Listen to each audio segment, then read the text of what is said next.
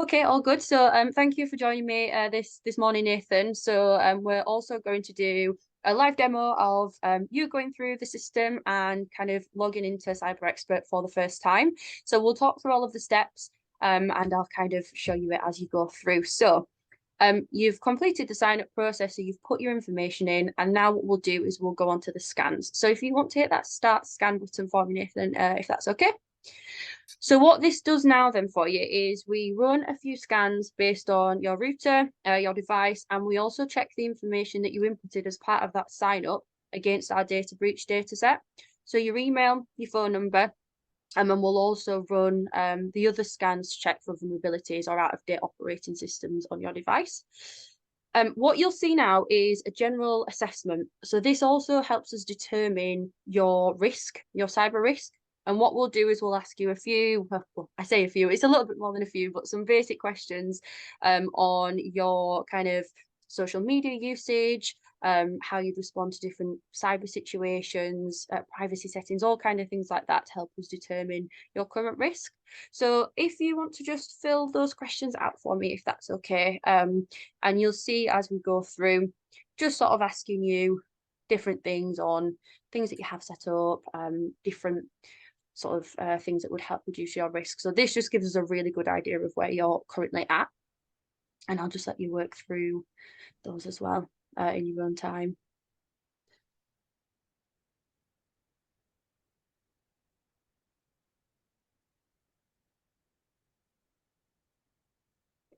So all of these questions are just done as part of that initial um, sign up process. So we use those to kind of get that starting point.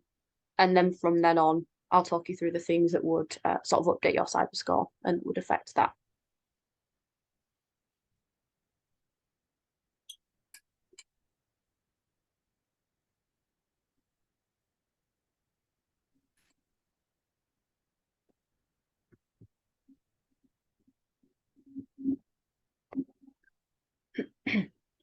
Perfect. So obviously with these, there's quite a lot of things that you'll be, more than familiar with, and I can see that you're ticking a lot of the things that will hopefully mean that you've got a really good sort of cyber score. But for some individuals, I know for certain people, people that I've worked with that I've worked with previously, or family members, friends, etc. Some of these things they would have no idea. So this is just to give us that starting point. So what you'll now see is using the assessment and those scans, the system has generated your cybersecurity score. So that those are the things that we use to determine where you're at. And this is based on a maximum score of 999. Now, if you go into the what to do next section, you'll see here we've added some pointers. So we've got some kind of how to rectify sort of bits of information to help you increase your cyber score. And this is based on any of the sort of flags that we've seen from the assessment or any of the issues from the scans. So the good thing is I can see just a sort of just quickly glancing at these how-tos, it looks as if these are from the assessment. So similar to Brad when we did the demo with him, these are sort of education pieces. So maybe there are just a few things that we've seen from the assessment that we would like to run through, and we give you the information to be able to rectify that and kind of set up stronger passwords, etc., etc. But the good thing is we haven't seen your records in any of our data breach data set, and we haven't seen any issues from those scans. So the scans and the data breach monitoring is constant. So if that were to change and we were to see, you've been included in a data breach, or we now see an issue with some software that's out of date and we can see a known vulnerability, for example, we would flag that and we would alert you and we would add it into the system. So hopefully you found that quite easy to get to that point. So it's kind of all about keeping it, really simple. You could then go through and work through these in your own time. So if you just don't mind clicking in any of those how to do it, if that's okay, just so I can show you an example. So with these are the education pieces, really, really straightforward. It's all about making all this stuff really easy to understand and really easy to implement and to rectify if there are any issues. And then if we had seen your data in a data breach, we would include that in the how to do section. And we'd say, you know, this is the information and this is the data that we can see has been shared. So you can also see that as well. So we do include all of those details too. The same with any of the issues from the scans, we include the information to kind of support that in there.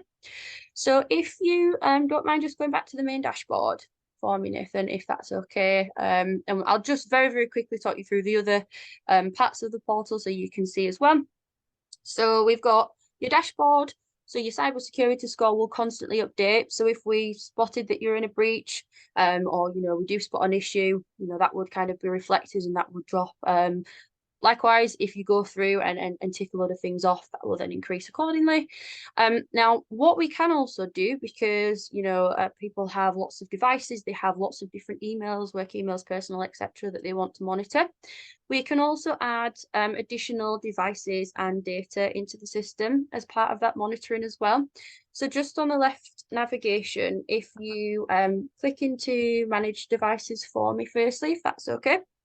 Perfect. So in here, if you did want to plug in, you know, another laptop, another device, or maybe your phone, a work phone, personal, etc., the system is also multi-device.